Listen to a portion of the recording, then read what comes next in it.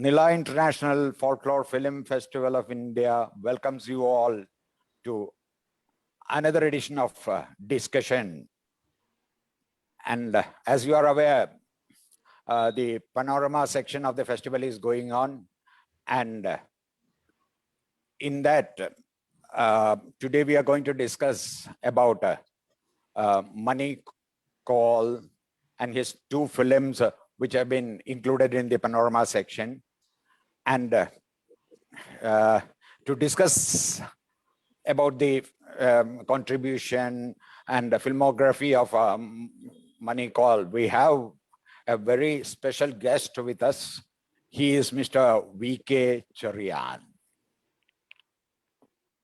Mr. Cherian, he's a senior journalist and he is an expert in various fields of strategic public affairs, communications, media, and films. And he is based in Delhi, and he has been functioning, he has been associated with many television channels, and he has covered the parliamentary proceedings also. And he has authored some 4 books, and the notable one is he has written a comprehensive edition on the India's Film Society movement, its journey and impact, and it was published in the year 2016. And he has another very notable publication in Malayalam, which is Chalachitra Vicharam, which gives a detailed history of the Indian and Malayalam new film movements that has been there in the entire span. So welcome to you, Mr. Cherian. On behalf of NIFI, we extend to you a warm welcome. Please. Thank you. Thank you. Yeah. So today we are going to discuss about Mani Kaul.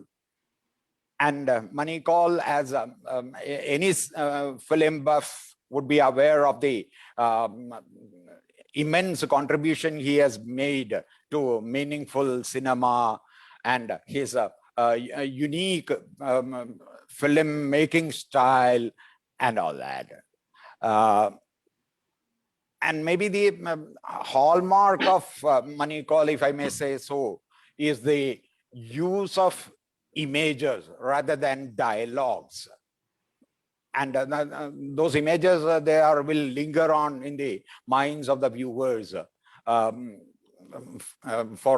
It will keep haunting the viewers, as those who have watched his films would definitely recall. And so over to you, Mr. Cherian, you can just start. So what we propose to do is we'll touch upon the 2 films that is being shown in the panorama section, and then take an overall look at his filmography, and then we'll just proceed. And of course, we have got our own limitation of time, constraints of time, because we had to finish the session from 30 minutes to 45 minutes. So within the limited available time, we will try to take a journey through the filmdom of Mani Kaul. Of course, because the time will be a real shortage for us, because his films need an in-depth analysis, but anyhow, that's it. So Mr. Cherian, please. Okay, thank you everybody for listening to us, and thank you Vijayan and your festival for remembering Mani Kaul and trying to discuss Mani Kaul, who is an icon. In fact, I wrote an article in Sahapedia. The heading was "The First Rebel of Indian Films." You know, the heading I gave. The reason is that Mani Kaul and Kumar Shani actually started the Indian New Wave movement.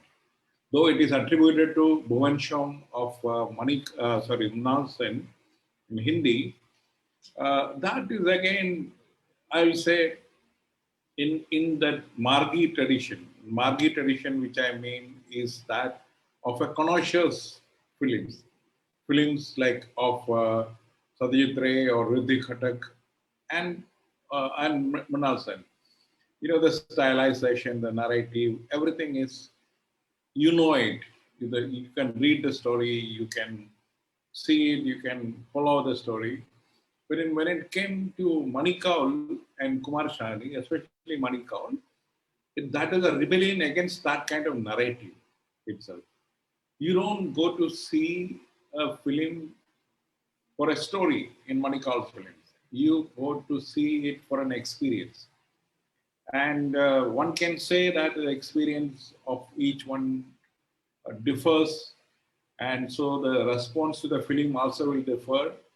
Of course, they are victim of that kind of response, because our audience are not used to that kind of experience. They're not, the audience needs also development of their aesthetics, their knowledge of films, film grammar, everything. And so that is how I will rate, or I will attribute Mani Kaul and its historic importance. Let me come first to the documentary itself. I saw Chitrakada and the other one. Uh, when you come, why they all made documentaries? That's something which I was talking to Vijayan when we were discussing this. Is that film division those days was a supporting organization of the Film Institute of India, especially its students who just passed out. Like Adur Gopalakrishnan himself told me, he saw the film division then chief, Mr. Ran Bhavanagari, saw Adur's diploma film and told his staff that, look, this fellow is good, he must be empaneled with us. Those days, only people who are empaneled with film division used to get invites to make a film. It is not like today that everybody is making a film, everybody wants to have a short documentary on them, and then there is money available, there is opportunity. No. There's only film division and government of India, and maybe ad agencies. They were making documentaries. So Mani Kaul was out from Film Institute. He, because of his excellence in his diploma film, he also should have been empaneled. And film division was, in a way, sustenance for all of them. The X amount of money, X amount of work, all these things used to come to them because they are film institute students, good students who passed out. And that is the way the government encouraged them. So if you look at Chitrakadi, let me talk about that. It is a folk form of telling the story, our myths, and for generations it continues. And in 60s and 70s were the time when the India began to change. The rural poor began to immigrate to the cities in a big way to find jobs, because they realized that jobs are available in the cities, better facilities for kids. So they slowly began to leave all these traditional things for a better life. So there's a lot of transition happening, and that is the time I'm sure the government decided that you need to record, document all these things. I don't know whether Chitrakati in its folk form exists there, in that area. Because if you look at that, Mani Kaul's attempt was to document a tradition of storytelling, through pictures and all. We have heard about that. It happens in this thing in very many stories. But he documented it for us, and he also told about the people's lifestyle. What do? They are fishermen. They live a simple life. So it is not. He is not just talking to you about the Chitrakada itself. He's talking about the people behind it. So that's a new thing which has happened. Earlier it was like you talk about that subject, leave it at that. Who is performing or one of the problem. No. He's looking at a human activity, a social activity, and getting into their life and trying to understand what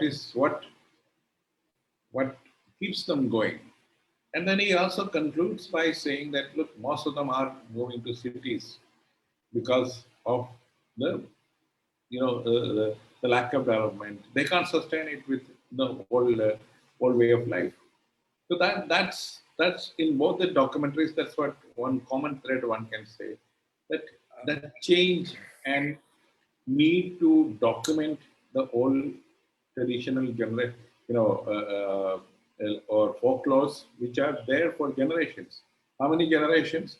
It's like it keeps changing. Like in Kerala, you have autumn tullal, which is coming to very many forms even today. So every region has very many very folklore arts and the people who used to live out of that. And mostly, if you look at them, mostly they are all lower caste. Telling the story, it's a tradition, lower to mid caste. So there is also that aspect of life, because they are the ones who carry the tales of our ancestors or generations for the new generation. So what Mani has done is put the camera before them, and today we know about that aspect, that folklore, because thanks to Mani and and I'll say equally film division, which financed them, which gave money to go and shoot and keep it, so that after so many years, after 40 years, we are seeing it and discussing it. So, yes, if we can just intervene. The film Chitrakriti was made in probably 1978. And in the film, they are stating that there are some 60 families who are following that particular tradition. That was in 78. Now, as you mentioned, we don't know the present status of how many families are following that tradition. Yes. And then, these are all mythological stories, mainly from Ramayana. And it is being done by non-Brahmin, maybe Thakurs, families who are that's being pursuing that tradition. If you look at all of them, the puppeteers. Delhi has a puppeteers colony. Who are they? So if you look at them, you understand. It's also a livelihood. But because of the changes outside, films have come. In the second film, you have this, it ends with the boys dancing to the tune of some Hindi film music. So, he's also telling you that, look, this is on the way out as an art form. So I'm documenting it for the generations of people to see it and realize what is our oral tradition, what is our narratives, what is our popular. Now it's called popular art. What was the popular art then, and what is the popular art now? So it's a wonderful documentation, I would say. Yes, despite the problems or lacunae in the making, maybe due to the limitation of funds or equipments, because normally I think it's the film division who may be providing the crew and other things, I think. I think so that flaws may be there, but still it's really, we should be grateful that they are doing a fine job of preserving and at least presenting that such a tradition was alive and is alive. Yes, Vijayan, film division had the resources. They used to fund properly. It is not one-off thing. It is like, I know I've seen people, friends working on film division. Some of this Mani's the juniors were there. They will ensure that all these things are given. It is given. It is not like today's thing on shoestring budget and ask you to, if you have to spend, you have to cut costs all the corners to make a movie. It is not like that then. They had a good budget. They had this thing. And if you see the picturization again, the style of Mani Kaul comes in there. He goes for the details. He won't show you, long shots and all. It's all mid shots or close-ups. He's looking at the hands, looking at the faces, looking at the close-up of the pictures. So it is a style, which he's evolved in other films. So it is in a way, till then, film division they, after that, I think after 78, after the emergency, film division become government's mouthpiece. Then it is government, it is not a mouthpiece, but they were encouraged people like Bhavanagari, Bhavanagari pushed Emma Hussain into Bhavanagari as film division chief, called Emma Hussain and asked him to make a documentary. That is how he got into films. He made even a film on Madhuri Dixit and all.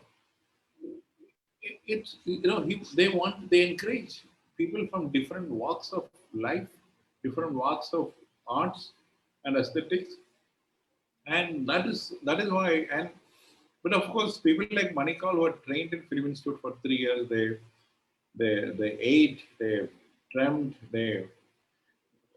I'll say they lived films in 3 years. That is the way, in Film Institute.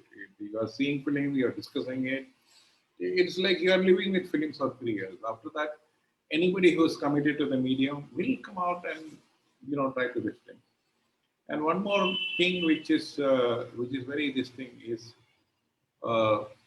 Mani Kaul. When you talk about Mani Kaul films, Mani always wanted to break the narrative, the linear narrative which Ray built. Ray built based on Indian storytelling traditions, like the Fateh Panchali. It is a novel. So it is a straight narrative. And if you look at his contemporary, uh, and of course the vice principal of Film Institute and mentor of Mani Kaul and Kumar Sani, Ritik Khattak, he was trying to be different. He was trying to be different. His approach was different. He used natural voices like whiplash.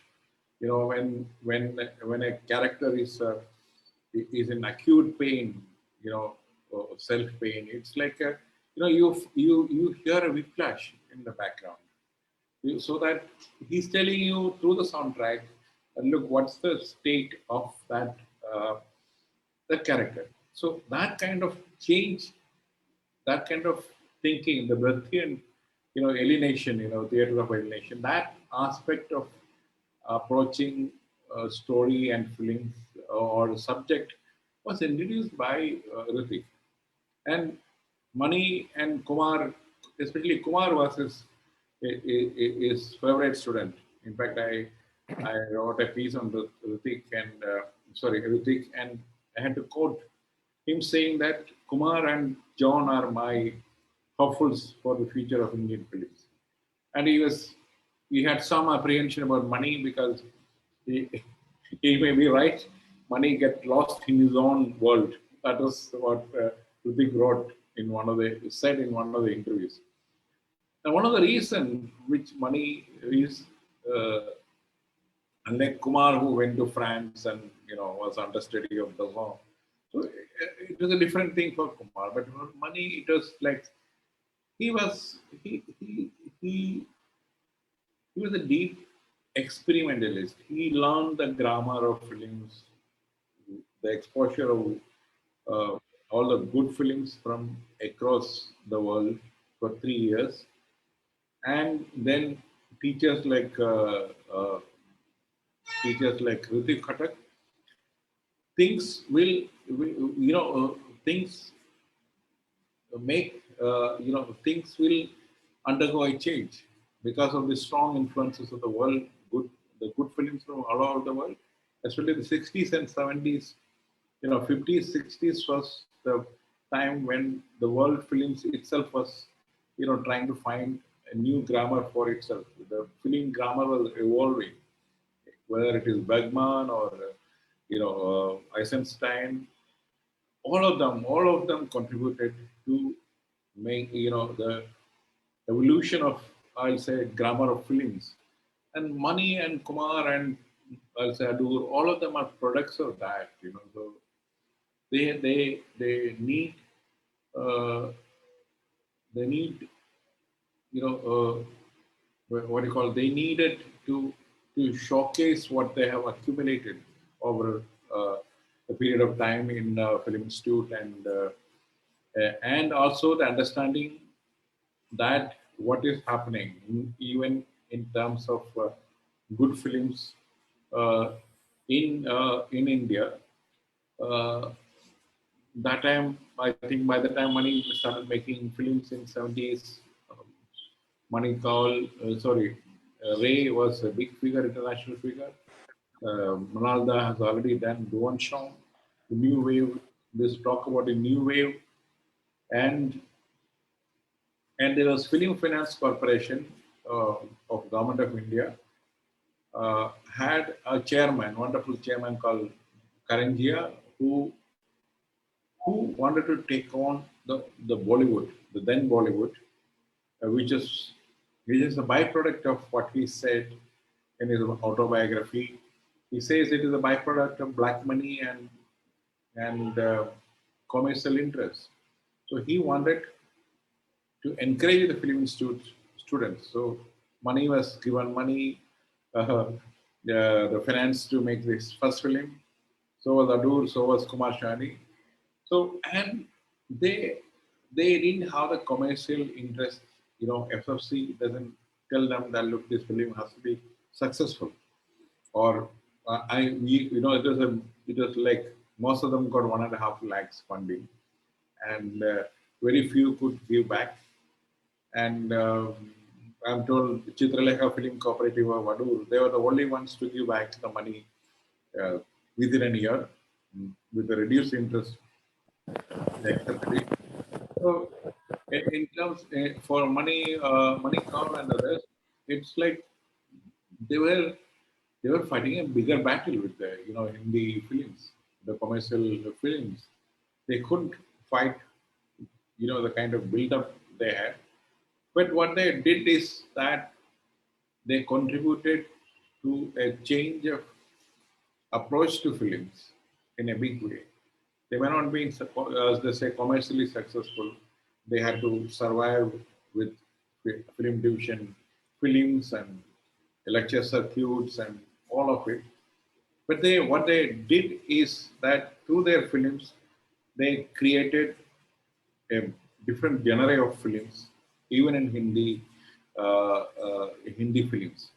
You look at the films of 70s or the commercial Hindi films, and today it's a world of difference because the approach to subjects, the technical quality, uh, the actors, everything is different. I in the morning I was talking to Sujit Sarkar, a friend of mine, who's a Delhi boy and has made a film on Sardar Umaid Singh, one of the historic characters. So you see, all of them emerged with from the excitement of people like excitement of films of Mani Kaul and Kumar Sani and the likes. In fact, it was an inspiration for that next generation. The same generation also, a lot of people experimented.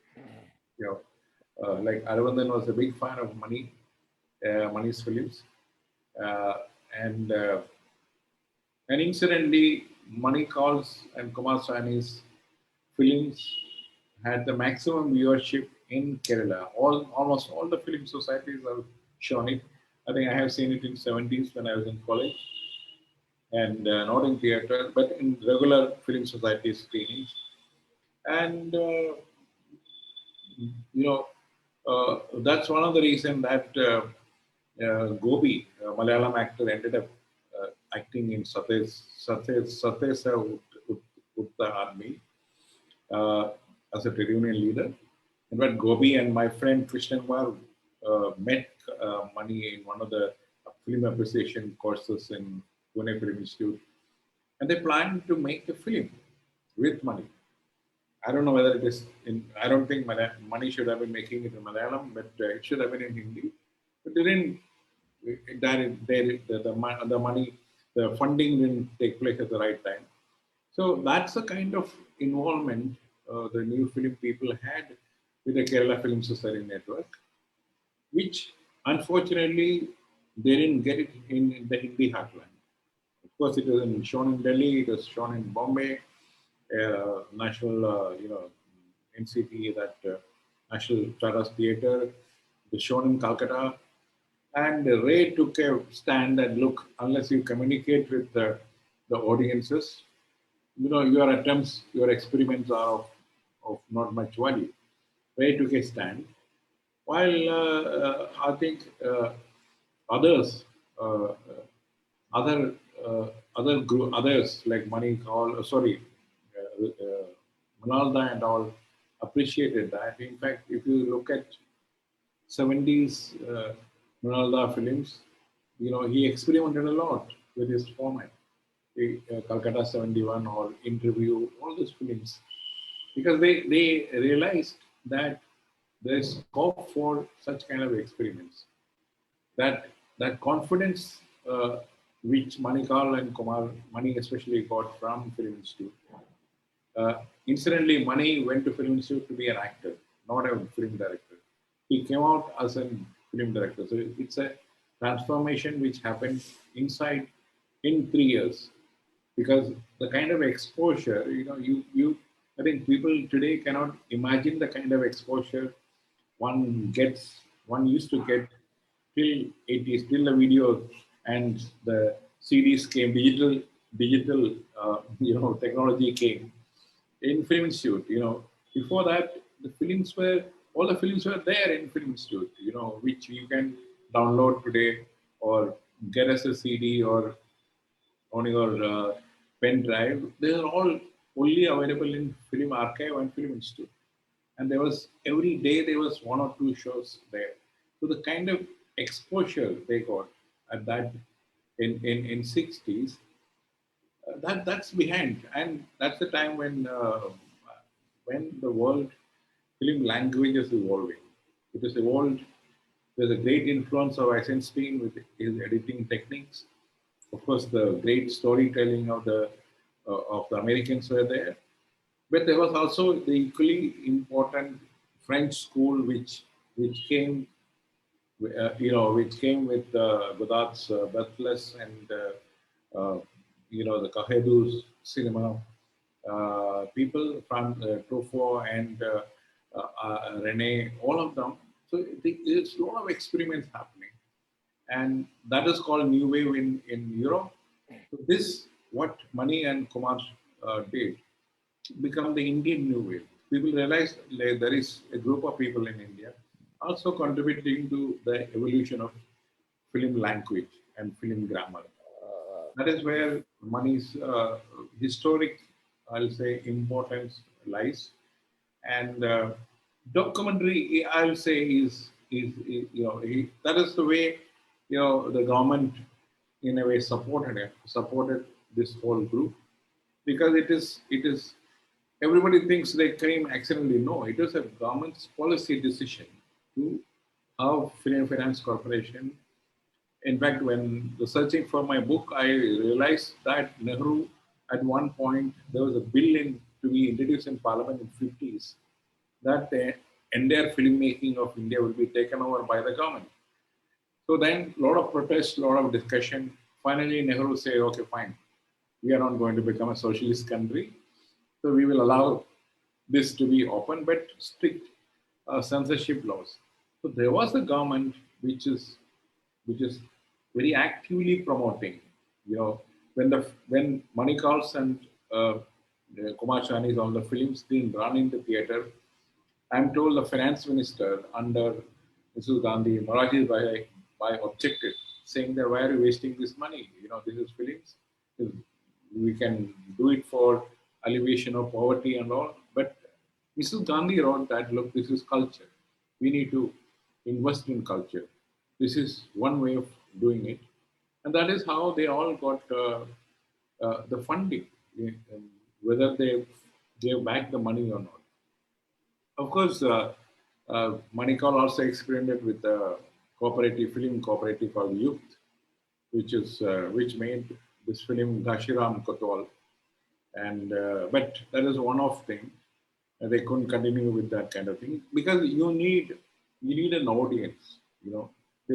I think the Film Society audience in Kerala was enough to sustain Adur Gopalakrishnan, but not Film Society in Bombay, Calcutta, and Delhi or other places, Bangalore couldn't sustain and couldn't contribute to the commercial success of the experiments which Mani and Kumar did.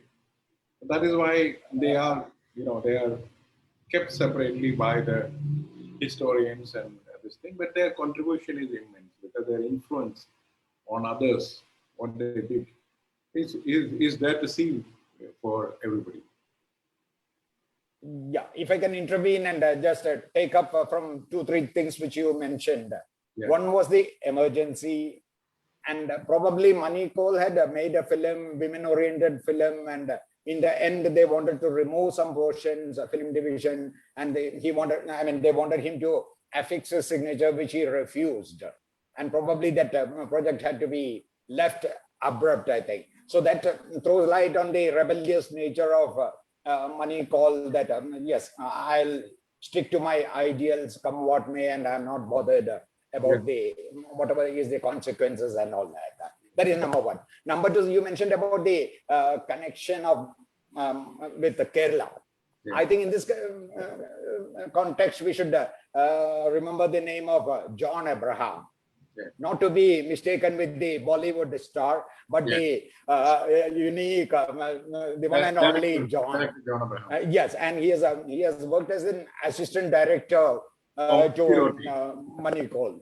Yeah, he was worked with Uski Roti. You find John had this bad head drinking habit and badly kept beard and looked like a vagabond. So in fact, he comes in a small scene in Uski Roti as a vagabond, the wayside fellow who walks around kind of thing. So John was part of that, and well, of course, John's style of filmmaking was, I'll say, different. He had an angle because it's his first film. Adur Basi was the hero, and Mani Kaul, Madhu and others, the commercial artist.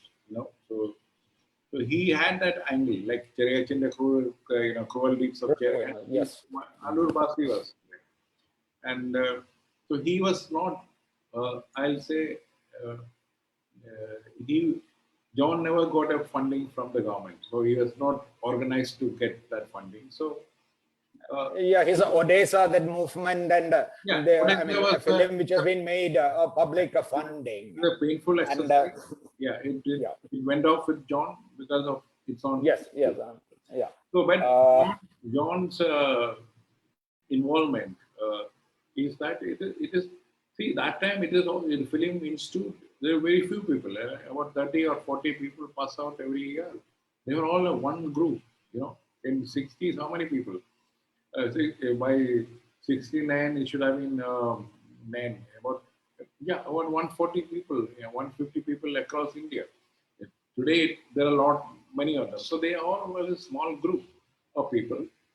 So if somebody is doing some different work, they will all collaborate. That's the way it was. And one good thing about the Kerala Film Society movement of those days in 70s, that audience very openly welcomed such experiments. I don't know how many people understood Hindi then, but people went, and they wanted to experience it. The Mani Kaul's movies where the style of filmmaking is more on experience than words and storytelling. So they and then there was this in one of the films about that booth one. Ravi Menon, another Malayalam actor, was there. Duvidha. It is called a Duvidha. He was the hero. A very fantasy-based and maybe magical realism, if one describe it. It's a wonderful film. That also is a Malayali connection. Yeah. And then Vernu, the eminent photographer, he did photography of one of the films. I think it was Mati Manas. Mati Manas. In fact, that documentary, it's a brilliant one, I think. It's amazing, such a visual marvel, so to say. I think I'll request everybody to watch it, Mati Manas. It's two brilliant work. Venu has very fondly written a long piece somewhere. I saw it working with Mani Kaul. Experience. Excellent. So, and then Gopi was a lead actor in Satya How. So, because that's also a way of he realized that people in Kerala is appreciating his films, this kind of films, more than everybody else. That's one of the reasons that I have met Mani only once in Safdar Hashmi's office. So we exchanged notes, and then he told me that Malayalis have this plastic quality about them. I was a little confused. It is a compliment. Yeah, okay. Pardon? Yeah, Malayalis have a plastic quality about them. So I still can't decipher whether it is a compliment or a caustic remark. but he had his Malayali associates, his actors, and technicians, and he appreciated them. So was Kumar. Kumar openly says, "My Maya Darpan is maximum shows are done in Kerala, nowhere else in the world, Cherian."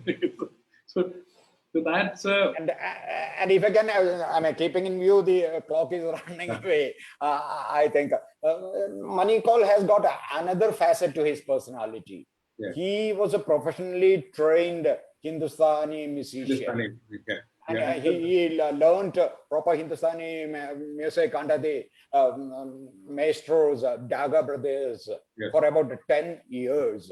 Yeah. And also he gave Professor, Mahalinga, T.R. Mahalinga, Mali, the flutist, to give music in Matimanas. Okay. And maybe his musical aptitude, or it can be reflected in his brilliant documentary Siddheshwari. Again, it's yes, and another brilliant film, and the location is predominantly on the banks of River Ganges in Banaras. And again, another visual treat. The way the film has been made, and as Mr. Cherian was mentioning, it may not be having a beginning to end stereotype frame of filmmaking, but then nevertheless, they are all. I think we can treat some of the films at par with the best in the world without much exaggeration. If you look at the graph, Siddheshwari can only be made by somebody who is deep into Hindustani music. No other conventional filmmaker cannot do that. So that's his this thing. He is deeply involved in his film, in his style, in his way he projects characters in his films, the images, takes the images. So that's typically Mani Kaul. You need to meditate with him. He is inviting you not to see a film. He's inviting you to meditate with him on a subject, on people's situations, on a musical maestro. That's what he demands us. But I don't know, everybody likes to be meditate in a theater or seeing films. But that is what Mani Kaul's films is all about. And a quick word about nomadic puppetry. Normally, whatever puppets are available, let it be string puppetry or leather puppetry or glove puppetry, most of the themes are centered around mythological stories and characters. Yes. But in this nomadic puppeteer, they use only current themes, or maybe even they will borrow from Bollywood, like Vijayan Bali's dance and Bollywood songs, which you had given a reference. And also you mentioned about that puppeteer colony in Delhi, Shadipur. Yeah. Probably a couple of years ago, they were being evicted from that area. I don't know what is the update. They were forced to move out from there. Any idea about their present status? I don't have to check. I don't have to check. Okay. Yeah. Incidentally, I just thought that. And like then coming to your two books. Yes. That is a comprehensive, as I mentioned at the beginning, India's Film Society movement, its journey and impact. It really chronicles the journey of the film, because even people like us, I remember in the early 70s and mid 70s, even in a small town from where I belong to, we formed a society and we could watch so many maybe Sergei Eisenstein's Battleship Potemkin or Akira Kurosawa's films, and even Bicycle Thieves and all that. Could you quickly go through your what prompted you to prepare such a book, and how was your journey with that? And Yeah. No, maybe you had met Gautam Kaul also in this. Yeah. So Yeah. Could you just briefly touch upon that? When you talk about new films, the new kind of films which India in the free India had, you cannot leave Film Society movement apart, because Ray is a product of that Film Society movement. Ray made a film like Adur made one in Thiruvananthapuram and made it popular in Kerala. Ray did it in Calcutta and in Kottayam in 8-7 centers. And then Ray himself uh, propped it up with Padaya Panchali. His film, the way it was received in Bengal, outside Bengal, in Bengal itself, for that, because of the novel or the kind of the approach which they Ray did, that made, that can you beat Padaya Panchali was a commercial success in Bengal itself before it went abroad or nationally it got noticed. It was celebrated in Calcutta.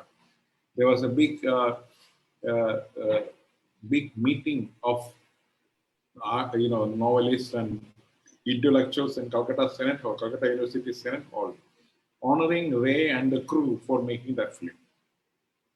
That is the kind of impact which Ray created, and that excited so many people. Everybody, if you ask many of the film societies which sprang up after Padaya Panchali, most of them were started.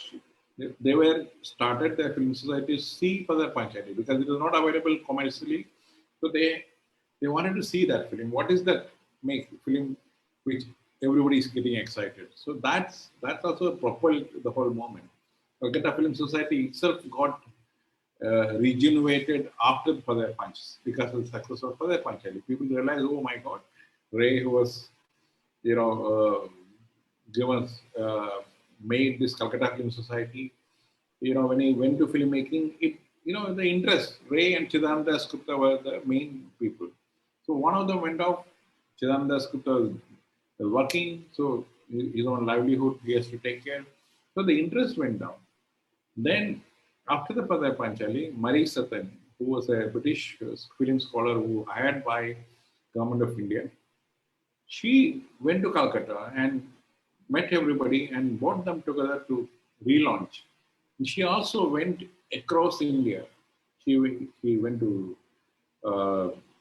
Bombay to address the film technicians.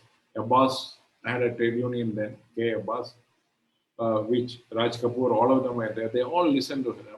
In fact, in her short book she wrote after that, she says they wanted to see Cabinet of Caligari, a German film of those days, which is totally different. They said, we can't see that. We don't have access to such films. So she said, look, I'll get it from London and show you. But that is why you need to have a film society to see what is the experiments, what is the good films happening across the world. Then only you can also make good films. This is the way you make good films.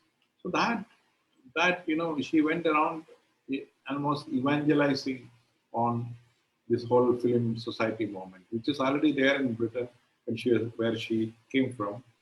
So she pushed it, and by 60s film institute came up 61. So it's all happening. It is like when I met Vijay Mule, one of the founders of Patna Film Society in 50s, when she came back from Leeds University after doing her PhD, they made a film society, and she told me that, look, it was like people in various sectors were building new India. Film Society movement is part of that new India building to change the films from being crass commercial. And who are the people till then who got involved, who were involved? Some business people, some wage people. They have nothing to do with arts or science or anything. It is mostly, extension of the ballet, the kind of dramas which is happening. So the the the the, the youngsters those days, Ray was young, 27, 28, he made that, 30, he made the film. So they were all wanted to make a new film culture for India. Film Society movement is part of that. Gautam Kaul's father, Hridayanath Kaul, who is Kamala Nehru's brother, who he started the Lucknow Film Society.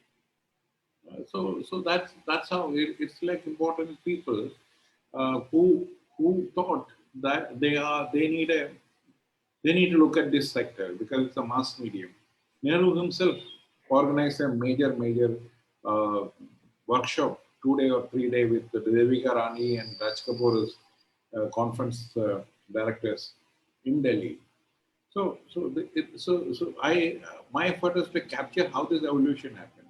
It's not just about film society; it's about how the new film movement came itself, how Film Institute came, how FFC came, how new films came.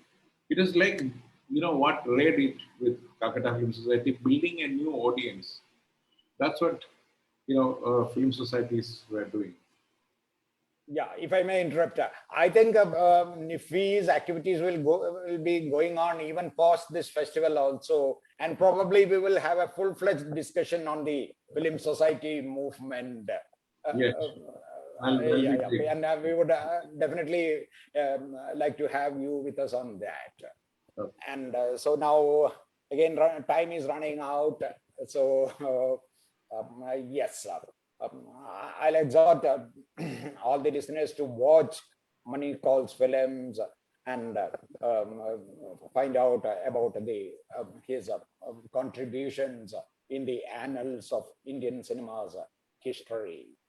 So, Mr. Cherian, thanks for sparing your time and spending time with us. We are all, please accept our grateful thanks to you. And the listeners, please, let us wind up today's session. Thank you. Everyone. Thank you for remembering Mani and also calling me to speak about it. Sure. Thank you. Thank you.